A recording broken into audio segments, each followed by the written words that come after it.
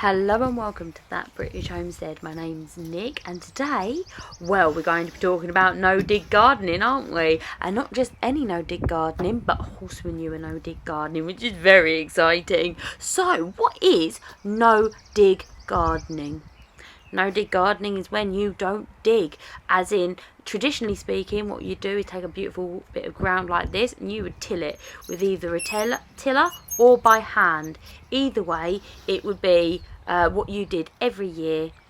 Some people even till a couple of times a year, okay? But when you are doing no dig, you simply stop digging, and instead of tilling up the ground and making the ground fluffy that way, what you do is you incorporate organic matter by spreading it out like I'm doing here over the top of the natural soil, and this is going to build up a layer of organic matter on top of your garden bed rather than tilling the soil. Horse manure is an absolutely fabulous way to improve your garden fertility and help your plants thrive.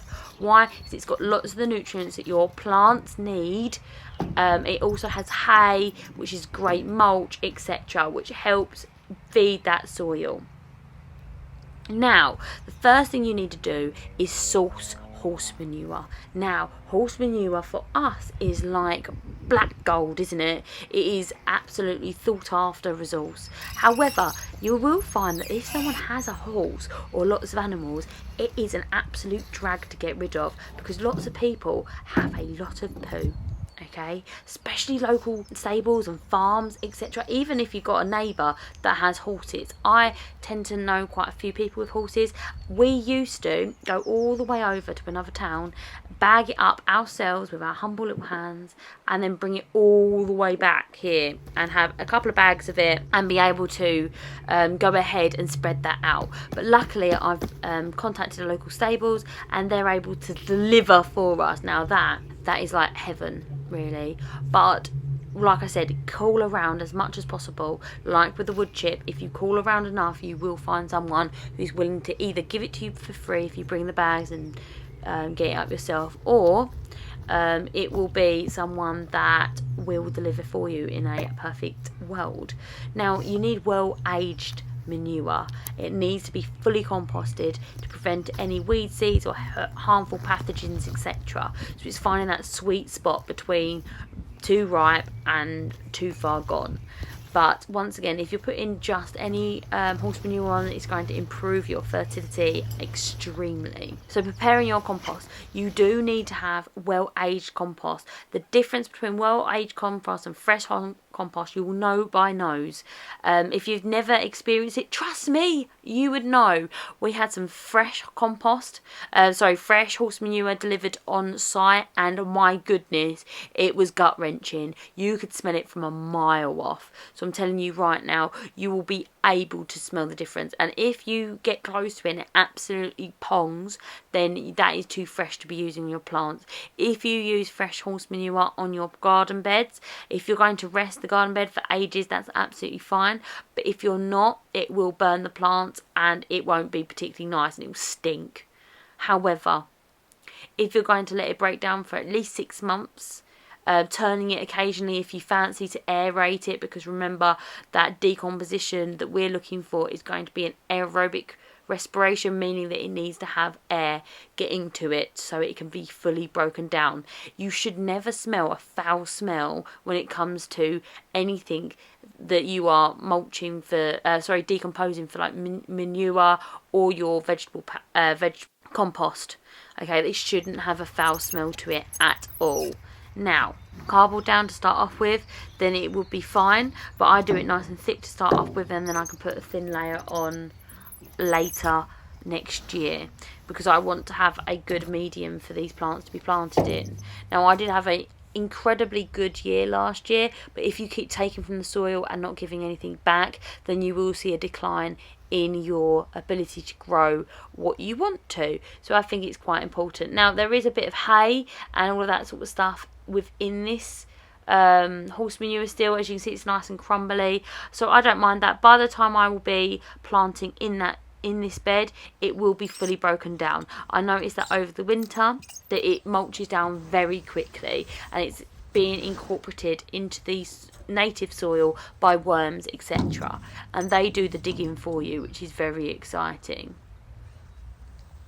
So it is essential that you have a good healthy layer on top of your vegetables, on top of your soil, so that your vegetables will grow really well. Now there's several benefits of horse manure in your garden. First off, they have a fantastic sorts of nutrition for your plants, and it's able to improve the fertility of your soil and structure, especially if you have things like clay soils which are very slow draining, etc., and they have tons and tons of different issues within that. Now it also helps with soil moisture retention, because as you know, if you till soil you have problems with erosion and structure. Okay, especially for places with dry climates. Now, the UK is not known for its dry climate. However, you do know that we had a really bad drought last year, which was quite severe. So that does help. Horse manure is also great to suppress weeds, and also it reduces the needing to rotate vegetables, and more importantly, it stops the diseases and the pests being able to take a foothold, because the top layer is being buried and it's going to be continuously changed. So there's nothing that's overwintering there, if you get what I mean. There's nowhere to hide for the bugs. Now over time you will need to be able to needing to refresh the horse manure, because it breaks down over time. It's really important to refresh it periodically, about once a year. And all you do is, what I do is, when I'm about to turn the allotment around for the winter, I'll just put a couple of these barrows on top and I'll spread it out with my rake, because once I've put this really thick layer down, this is going to be the last time I put a thick layer. I'm then going only to use a very thin layer that I'm going to scrape across. However, there is things that you should be worried about, well, not worried about, but take in mind. Firstly, that you have to, and I really mean this, not use fresh manure when it comes to starting out or doing anything with horse manure, because it can be very harmful. It will burn your plants, which will not be fantastic. It's not what you're looking for. You're trying to add all of this stuff and doing a load of work to basically ensure that your plants grow well, and you don't want to damage them for that. Another thing, and this was a big topic last year, the herbicides. It's really crucial that you find a source that do not have herbicides. Best way you can do that to find this out is taking some of this horse manure and growing a bean in it. If beans are able to grow without being severely hindered, then you're going to have a fantastic, wonderful growth within this plant, because beans are the most susceptible to the herbicides that are used on hay.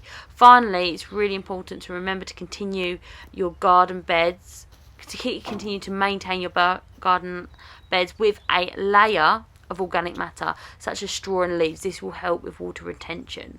As I said, at the moment I'm using black plastic. As I said, I have a big problem, well, not a big problem, I have a problem with perennial weeds, so this is how I'm going to go ahead and deal with it.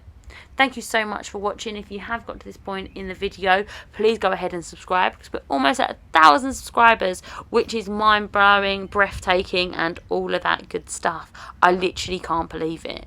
And I'd be overwhelmingly thankful if you could go ahead and subscribe, but only if you want to. If you get any benefit out of this, then go ahead. Thank you so much and have a wonderful day. Bye-bye.